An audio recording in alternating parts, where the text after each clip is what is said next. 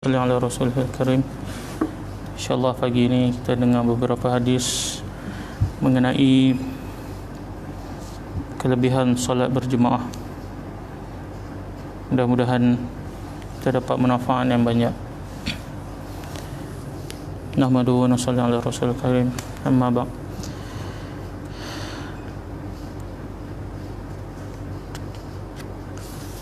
عن أبي هريرة رضي الله عنه عن النبي صلى الله عليه وسلم قال من حين يخرج أحدكم من منزله إلى مسجده فرجل تكتب له حسنة ورجل تحط عنه سيئة حتى يرجع.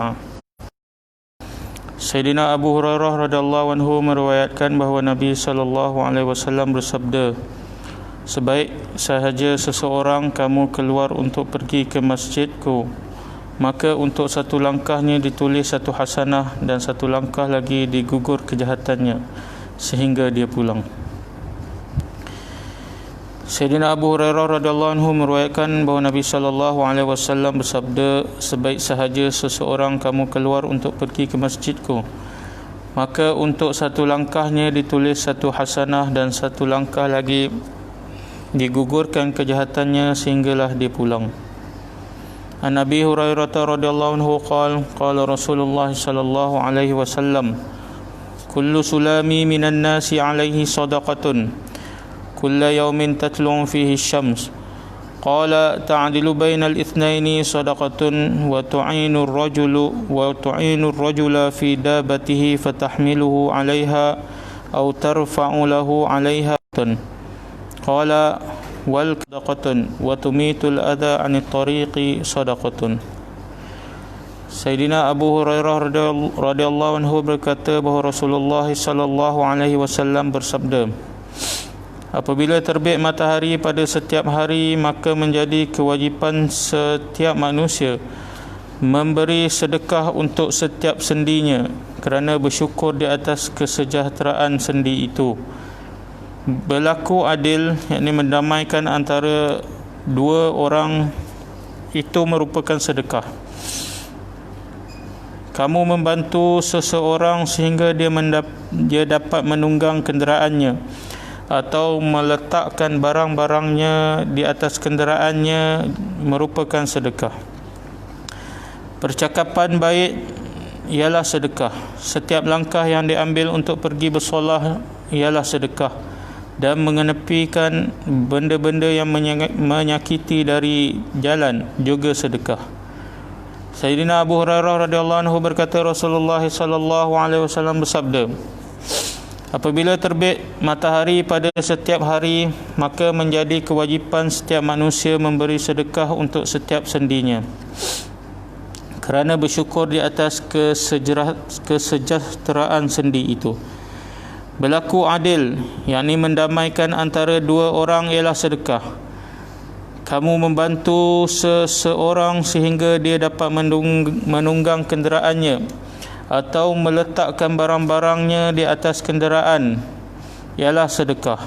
Percakapan yang baik merupakan sedekah. Setiap langkah yang diambil untuk pergi bersolah ialah sedekah, dan mengenepikan benda-benda yang menyakiti dari jalan juga sedekah. An Nabi Hurairah radhiyallahu anhu anna Rasulullah sallallahu alaihi wasallam qala, innallaha la yudhi'u lil ladzina yatakhallaluna ila al masajidi fi az-zulami binurin sati'in yaumal qiyamah. Sayyidina Abu Hurairah radhiyallahu anhu meriwayatkan bahawa Rasulullah sallallahu alaihi wasallam bersabda, sesungguhnya Allah Subhanahu wa taala akan menerangi orang-orang yang pergi ke masjid dalam kegelapan dari setiap arah dengan cahaya yang bergemerlapan pada hari kiamat.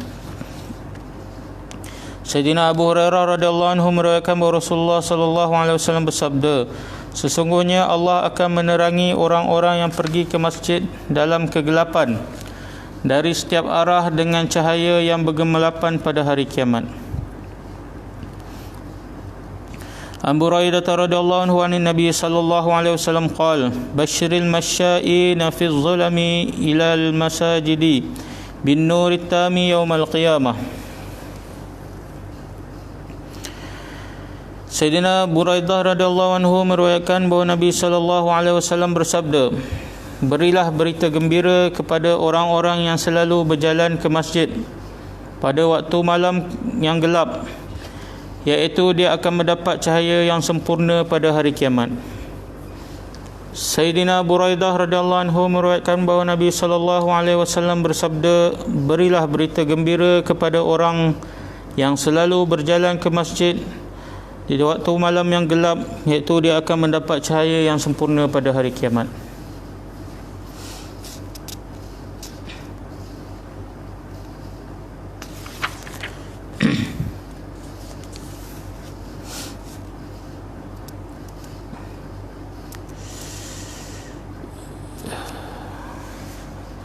Alhamdulillah, kita telah dengar beberapa buah hadis mengenai kelebihan pergi ke masjid untuk bersolat berjemaah. Mudah-mudahan kita dapat ambil iktibar dan sampaikan. Mendangkan sekarang pun kita telah dibenarkan, khususnya masjid kita Rincing Ulu ni, untuk solat berjemaah pada tiga waktu, iaitu maghrib, isyak dan subuh. Dan sekarang ni pun tengok banyak lagi kekosongan. Sama-samalah kita rebut peluang ini untuk solat berjemaah di masjid, insya-Allah. Subhanallah bihamdihi, subhanakallah, asyhadu